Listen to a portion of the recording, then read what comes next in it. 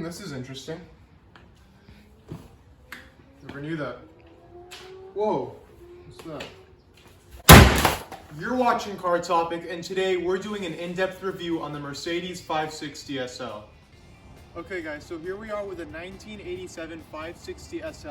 Now this body design for this car has actually been made since 1972, but obviously each year they've been improving it and making it better, and this is probably one of the final designs before they retired the car in 1989.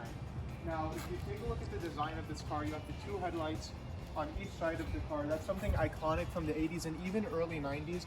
And as we get even into the early 2000s, you still see that double headlight on each side of the car. And that really originated with this, again, because it's been made for so long. Now you have that classic, massive Mercedes logo right up here. If we go back to the front with the Mercedes-Benz logo right up there. This is something that you only see on the top of the line cars. You see it back then and you see it today. And if you follow the body line here, you can have this hard line that goes all the way throughout the car, straight to the back, which gives it a timeless design. That's something that Bugatti tries to do. That's something that a lot of car manufacturers try to do, which is to make a car that'll look good in no matter what era. I guess they forgot about that in the early 2000s. One main concern with a car like this is its practicality. So obviously it's like a two-seater, it's a sporty car, but if you take a look here at the trunk, and we'll just real quickly take a look, a nice soft open, it's got plenty of room, and even with this stuff in here, it goes a little deeper. It's a lot of room, especially for the two people that you're gonna fit. If you split this in half, easily enough room to take two people on a road trip. A really nice soft close, but something that isn't a soft close are these doors, and this is almost my favorite thing about this car. So they open really nicely, but listen to how they close. That's like closing a hatch on a tank. That is solid. Let's just hear it. I want to do that one more time. That's probably something iconic from Mercedes. Mercedes was known for their build quality up and probably till the early 90s, but this car is extremely solid. The engine, which we'll take a look at later, extremely reliable, extremely solid, and you can just see that in the way that this car is made. So we're inside the 87 560 SL, and obviously a common concern with a car like this, it looks pretty small, is can a big guy fit in here? Now I'm 6 foot, 6'1" on a good day, and I fit in here very well. I have quite a bit of room, probably around 2 inches to the top. I'm very comfortable in this seat. Something that Mercedes did is later on they made these seats a lot bigger, so it's very comfortable. I have great leg room here. My left foot is all the way up against the dead pedal, sitting really nice and comfortably. You have a really clean, solid set of buttons. Everything works really well. I mean, in a Mercedes from nowadays, these might have a couple creaks. Obviously, Mercedes now, they're known for having creaky interiors, but this is extremely solid. Everything is very well put together. But also, something that's very interesting, the owner kept the owner's manual from this car from 1987. That's not something you see a lot. A lot of the times with these classic cars, people will buy reprinted owner's manuals from online, but this is the original owner's manual for this car. And they do have a ton of other documentation as well from when the car was originally bought, a ton of other things.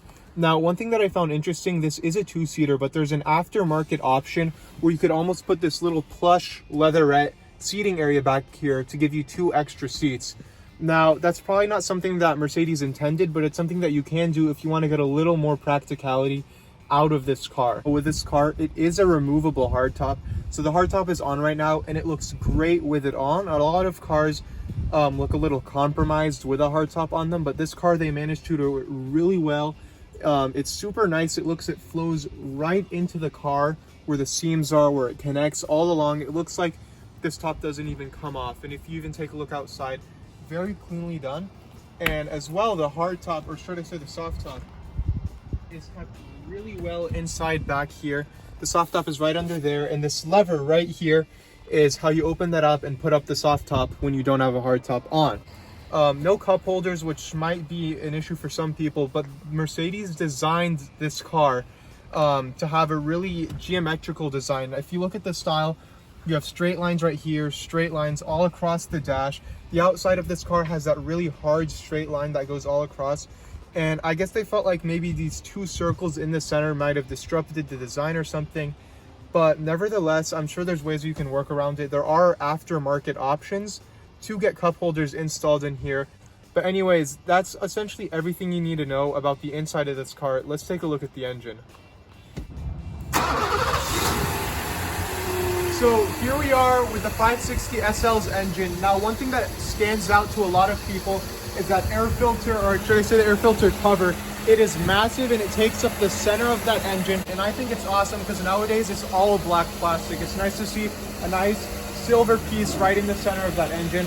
You also have your standard stuff. I actually found it quite interesting. This here is coolant, and this says that that's coolant. I don't know what that is. Maybe you guys in the comments could let me know. If you take a look over here, you can see some of the spark plug wires that go to the spark plugs. You can see the head, you can see everything, and it's very easy to work on the car. You have the distributor right there, and all of the basic components that you'd ever need to repair on a car, you can repair right there, but not that you need to.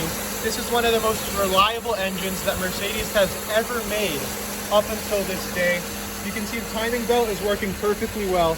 But again, even though everything is super accessible on this car, you're not likely going to need that because this engine is very reliable. It's a 5.5 liter V8. That's something I forgot to mention. 5.5 liters, which is a ton. You can probably imagine this takes a lot of gas. And one other thing, 279 pound-feet of torque and around 230 horsepower. And for a car like this, back at that time, that is extremely impressive. Nowadays, it keeps up well, and it's a really nice luxury car, but this engine is iconic, it is reliable, and it is bulletproof for its time. That's everything you need to know about the engine. Okay guys, so this is just some quick exterior driving footage. Let's take a look at how this thing drives and how it looks from the outside.